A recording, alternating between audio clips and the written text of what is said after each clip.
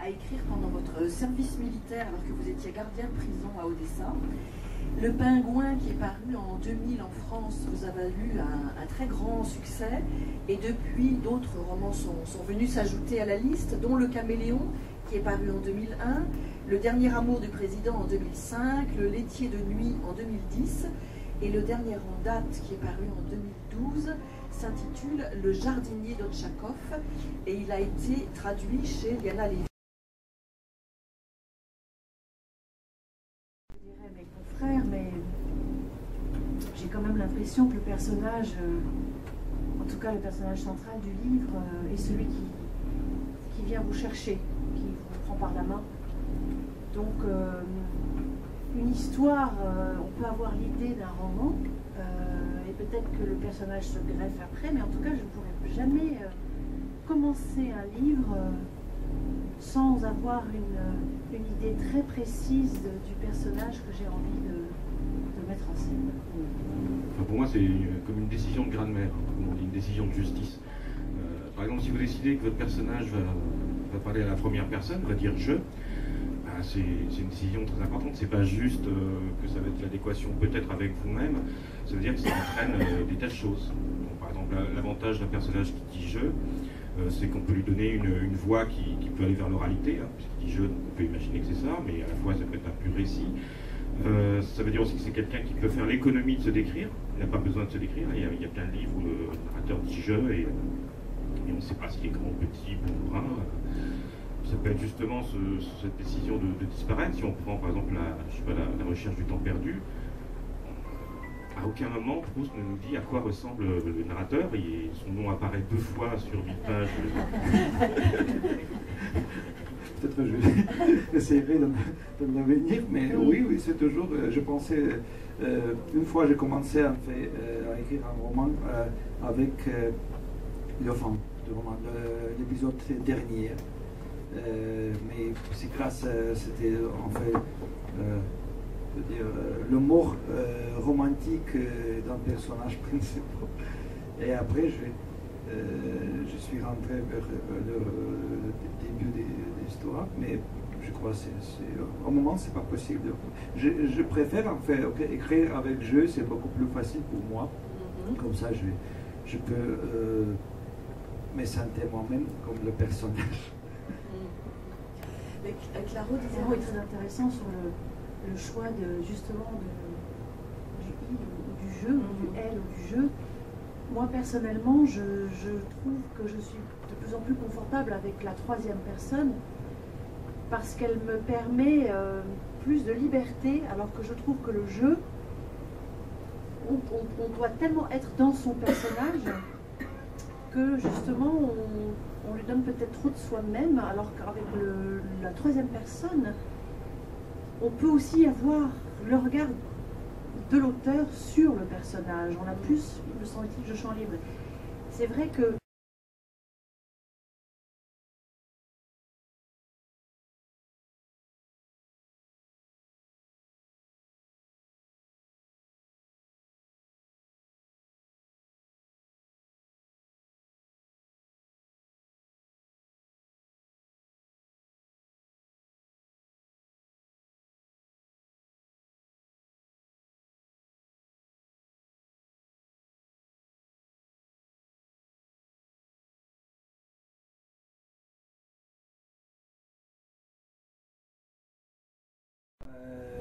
un sujet un peu d'aventure, on peut provoquer l'intérêt. Mais bien sûr, si on parle, c'est pas possible. J'ai fait beaucoup de recherches dans l'histoire soviétique au début des années 80. J'ai voyagé beaucoup par autostop dans l'Union soviétique en cherchant les retraités d'honneur, les gens qui font les travaux très importants dans le Parti communiste ou pas partout, et je les interviewais s'ils étaient d'accord. Et comme ça, j'ai assemblé beaucoup d'informations sur la vie quotidienne. Et c'était aussi une possibilité de parler de la passé soviétique. Mais bien sûr, si on prend le personnage d'aujourd'hui, les gens post-soviétiques qui étaient nés avant la chute ou après la chute, c'est les gens de mentalité complètement différente et ils sont beaucoup plus infantiles que les gens soviétiques. Comme ça, j'ai essayé de comparer, en utilisant le même personnage, le mode de, comment on dit, qu'est-ce qu'il fait et qu'est-ce qu'il il est prêt de faire maintenant et en 1957.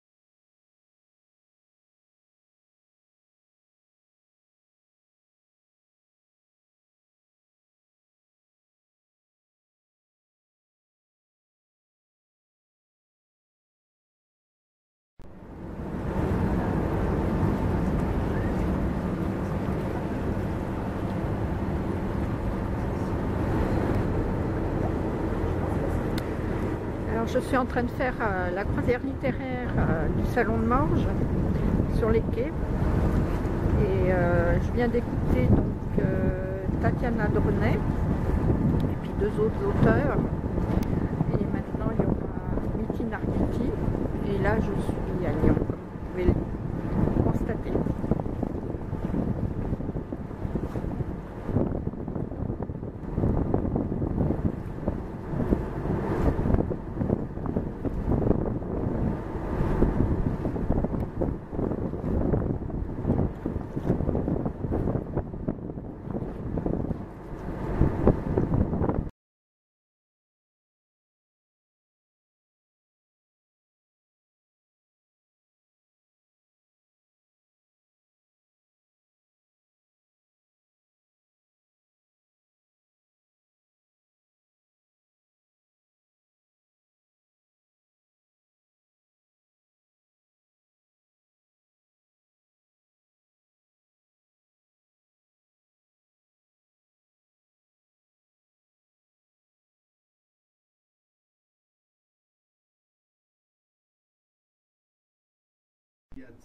Cause immédiate, c'était l'attentat de Sarajevo, et les causes profondes, c'était évidemment les Balkans, l'Empire ottoman malade. Alors là, il y a aussi la cause immédiate, c'était ce voyage en Russie que nous avions prévu avec l'orchestre de la Suisse romande. Moi, je voulais beaucoup que l'orchestre joue en Russie depuis très longtemps. Finalement, ça a été possible. Et au moment où ce voyage a été décidé, j'ai commencé à lire des livres sur la Russie, et un pays où je n'avais jamais mis les pieds. Et j'ai été très vite happé par, je dirais, la beauté de l'âme de ces gens. C'est une expression un peu galvaudée que de parler de l'âme russe. L'âme slave. Oui, c'est, disons, russe pour moi ça me va bien. Et je vous dirai pourquoi quand on passera aux causes profondes. Je suis tombé amoureux de ce pays, très vite, de ces gens, de ces habitants, de leur passion, de leur goût d'aller jusqu'au bout, quel qu'en soit le prix. Ça nous change un peu de la modération et de la sagesse locale, disons. Et alors, pour parler des causes profondes, la Russie est un pays grec, je dirais, avec un cran d'exigence en plus. Et ça, c'est un point qui est très important. Je peux peut-être parler de ça parce que c'est lié à l'histoire. C'est pas l'histoire que je raconte est celle d'un moine. Nicodime. Un moine 2 mètres, blond, grand, très fort, très beau, très extrême, tout le temps prêt à exploser.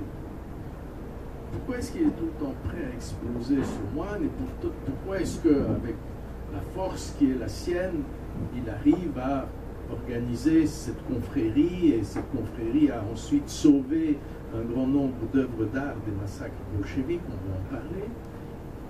Pourquoi cet homme il a commis un crime énorme quand il était dans son adolescence. Il s'est enfui de chez lui, il a été se cacher dans un monastère.